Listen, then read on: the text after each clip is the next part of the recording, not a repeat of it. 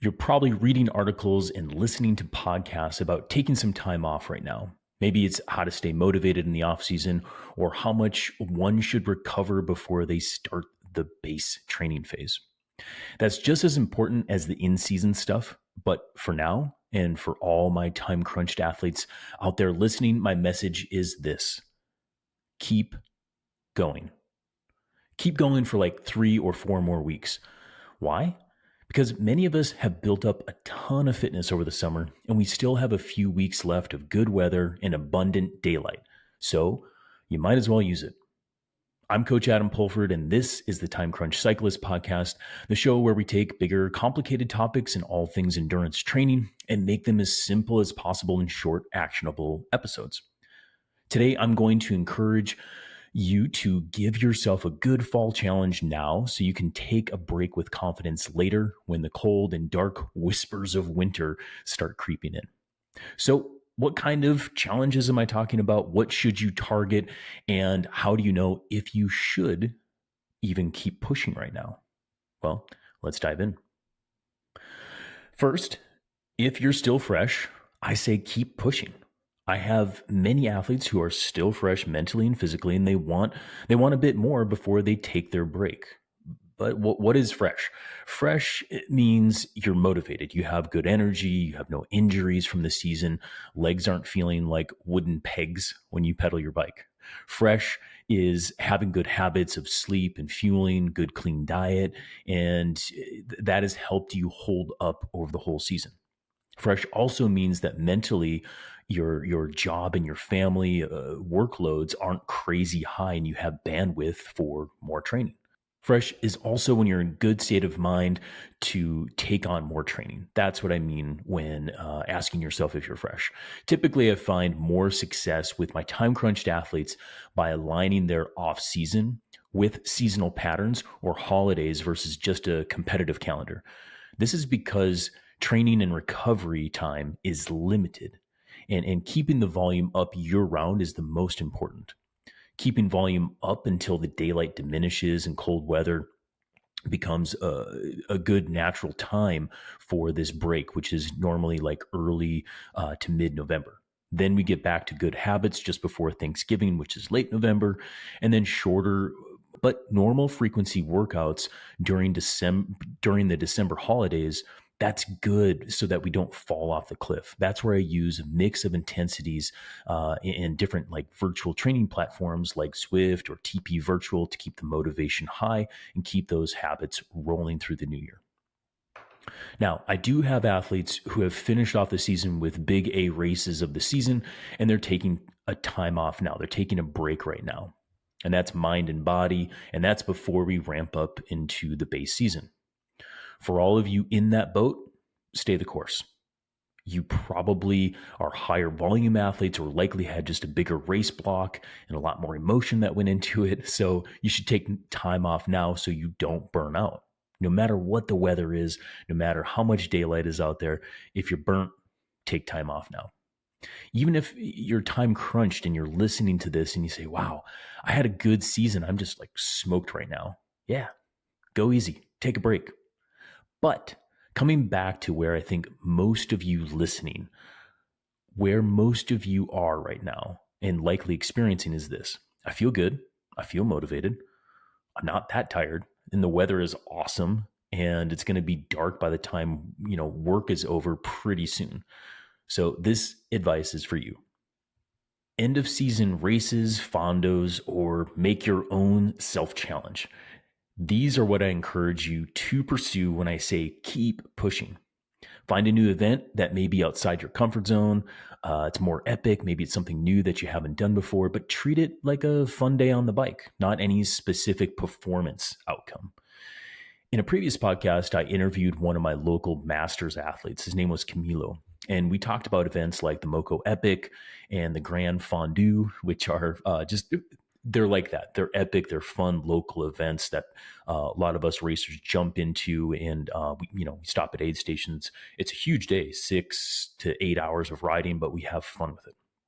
Now, other races like the big and little sugar events are happening here in a couple of weeks down in Bentonville, and they're great season finales for a lot of the athletes that I coach.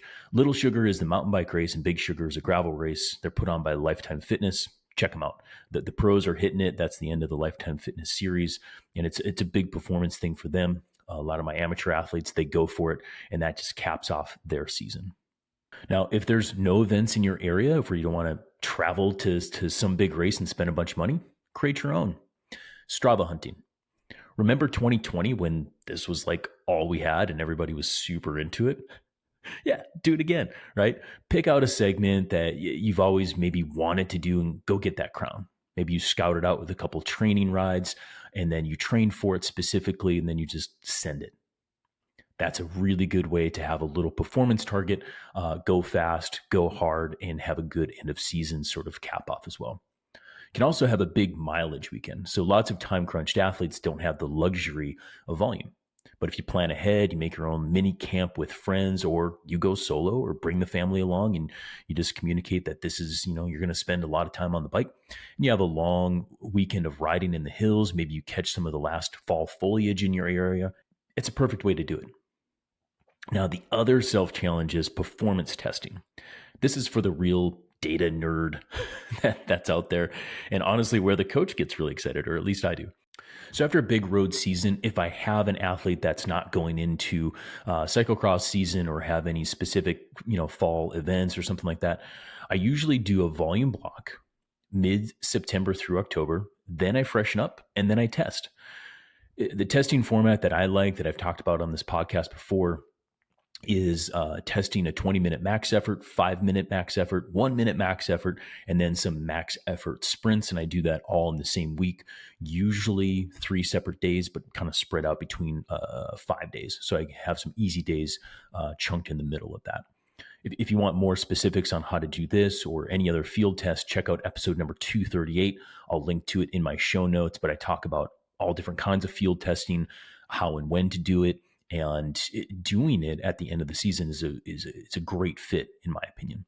The main point here is to cap off the season properly with a big thing or a benchmark, and you bring contrast to the seasons. And I find that this sets the mood right for taking some time away from the bike in order to detrain and transition into the next phase.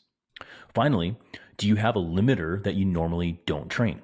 Now could be a good time to work on it before you take a break or transition into the off season. Limiters are weaknesses that can hold you back from a top performance or winning a race or achieving your goal. It's something that you're not good at, and likely you don't train a lot because you're not good at it. We all do it.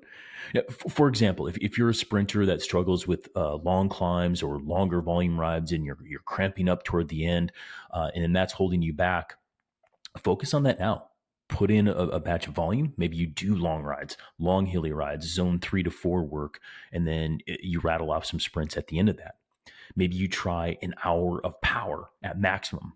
Now, this super sucks, but I have my athletes do that at various times. It's both like now, if we need to work on it, as well as like February, working on extensive threshold development or extensive aerobic power to increase durability and build aerobic capacity. No one really likes it, but you get really good. On the other side of the coin, if you're a climber and maybe you struggle with sprinting or anaerobic work, do that now. Go ride your bike and work in 4 to 5 sprints, like 2 to 3 times per week. I don't think you have to make it more complicated than that. Sprint, try to see maximum power as much as you can. 10 to 20 seconds is what I would suggest. And that's a good sprint workout. Just get good at sprinting. And typically when I have a climber do this for the first time, they're like, whoa, they feel like they're all over the place with coordination. It feels strange, but work on it now and you'll improve over time. You can also do some FRC work or increase your anaerobic capacity. A good workout is something like 5 by 1 minute maximum effort. So full tilt, burn the ships, don't look back every 1 minute. And you have a full recovery between, usually 5 to 8 minutes, maybe up to 10 minutes if you need it. And that's just like easy spinning in between. And you do that on a 90-minute ride. That'd be a good FRC workout, which again would increase anaerobic capacity. If you're more of an aerobic person, doing some of this limiter work now is good. Okay. Now, a good plan works on your limiters further out from a competitive phase so that they hurt you less when the time comes to race or do your event. Of course, a good plan will forecast time to take a break, but this little window that we have here in North America and much of the Northern Hemisphere is a good time period to experiment with different training like this, working on the limiters. Many coaches will have you work on some limiters in the off season, but the fall can be a good time too because we don't have a races, we don't have specific goals, and we have kind of like a blank canvas to experiment with. I sometimes have a round of this limiter work before hitting it again in the base phase so that it keeps becoming less and less of a limiter. It may never be a strength, but it will limit you less in the long run. And this is the goal if you keep on working at it. So to wrap this thing up, my advice is to do an inventory check of yourself. If you're fresh, keep pushing yourself. If you're taking some downtime now, stay the course. If this is the first time you've thought about strengthening your limiters, do so now with very little downside and a lot of upside. And all of this push in the next 3 to 4 weeks can help you keep building to be your best in 2026. That's it. That's our show for today. Always remember, you can ask any question that you may have by heading over to trainright.com/podcast and click on Ask a Training Question. Fill out that and send it over to me and my team, and we'll do our best to answer it on a future episode. If you liked what you heard today, I'm stoked. Feel free to write in and tell me about it, or better yet, share this episode with a friend or a training partner. That's the best way to keep growing the show and ensure that you keep getting podcasts like this that helps you improve your training, performance, and fitness. Be sure to come back next week for more time crunch tips and short, actionable episodes. Thanks for listening.